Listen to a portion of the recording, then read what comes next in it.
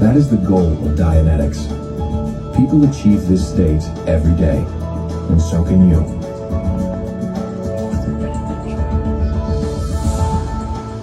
With Dianetics, you'll learn how your negative experiences are stored and precisely how they affect you, without you knowing it.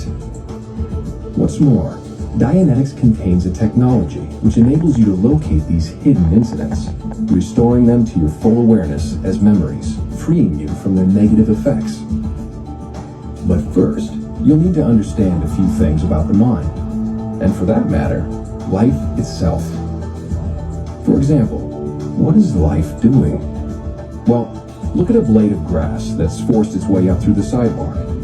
What's it doing? And what does this have to do with every living thing, including you?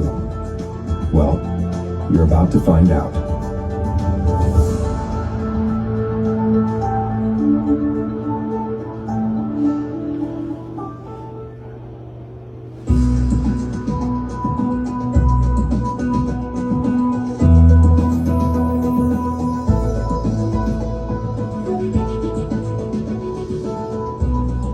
As you go through life, what's driving you? In other words, what motivates your actions and decisions? What are you ultimately trying to do? What is the goal of life? Well, let's take a look at that blade of grass that's forced its way up through the sidewalk. What's it doing? It's surviving. Just like every living thing, including you. It's as if every living thing is obeying one basic command, and that command is to survive. Survive is the one thing common to all life.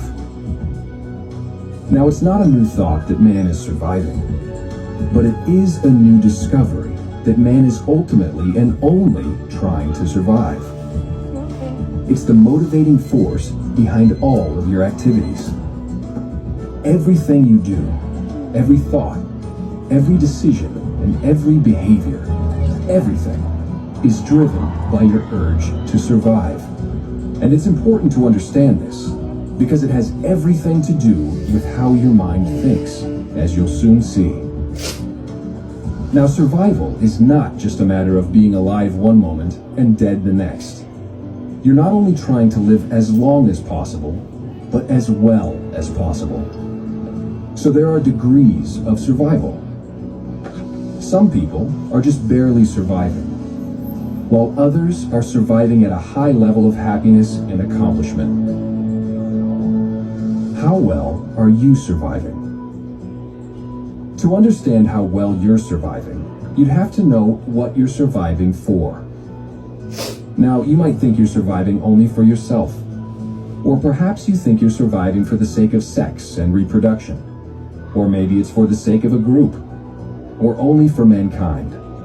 Well, none of these factors alone can explain all your activities. You're actually surviving for all of them.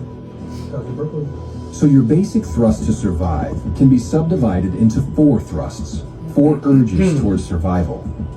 In Dianetics, these are called the 4 dynamics. A dynamic, in this sense, is the urge to survive along a certain course. For example, the first dynamic is your urge to reach the highest potential of survival for yourself. It covers the general field of food, clothing, and shelter, personal ambition, and your individual purpose. Like from a show or something, or a movie. The second dynamic is your thrust toward potential immortality through children, and includes all sexual activity as well as the creation and rearing of children. The third dynamic is your urge to survive through groups, as a member of the group or for the survival of the group itself. This includes the group you work with, or any clubs or teams you belong to. Even the country you live in is a group.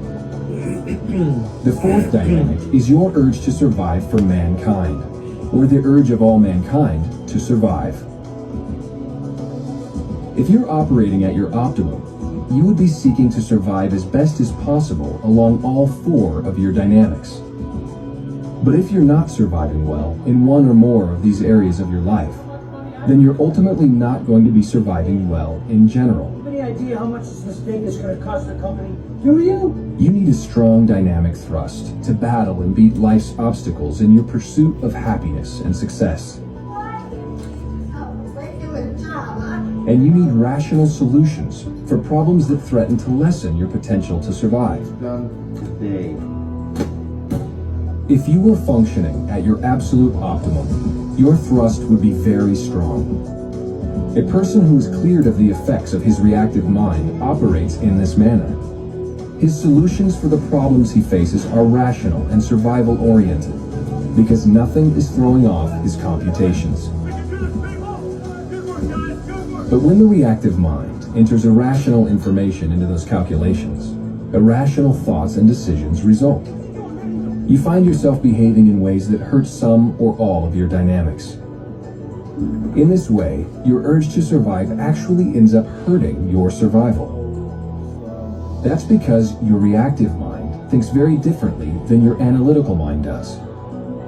In fact, there are actually 3 kinds of thought, as you are about to see.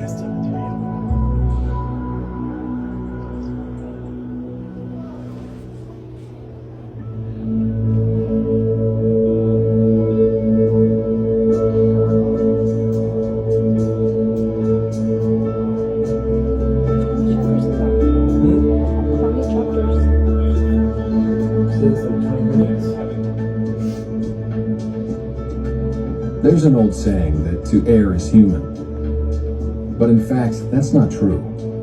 Because the part of your mind that analyzes information to make decisions and solve problems is actually incapable of error. I haven't played chess in a long time. Think of your analytical mind as a computing machine. Some. But it's not just any No, but I said computer. I haven't played it It's in a a while. perfect They're computer. like 2 weeks ago. It never makes a mistake. Play with Henry sometimes. Your very survival depends upon it always being right. Waiting for games.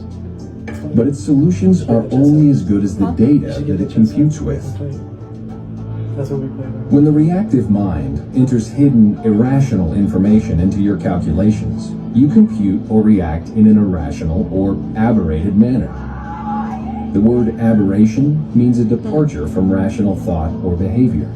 Basically, it means to err, to make mistakes. Oh my God! Please don't do it! Please! Please don't throw my guitar! More attention!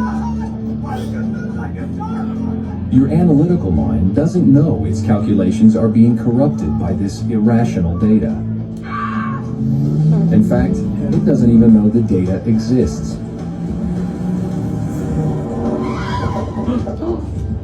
That's because during those moments in your life that contain some degree of pain, your analytical mind shuts down in an effort to protect itself, like any sensitive machine would. At that point, your reactive mind immediately takes over and starts recording. This is a cruder, more rugged part of the mind, constructed to withstand the shock of pain. But these incidents aren't memories as we think of them. The experiences recorded in the reactive mind are called engrams. They're like movies, except they contain all your perceptions: sight, sound, Are you okay? smell, taste, and sensation, including everything people are saying around you during the incident. Engrams are complete recordings, down to the last accurate detail, of every perception present in a moment of pain and unconsciousness.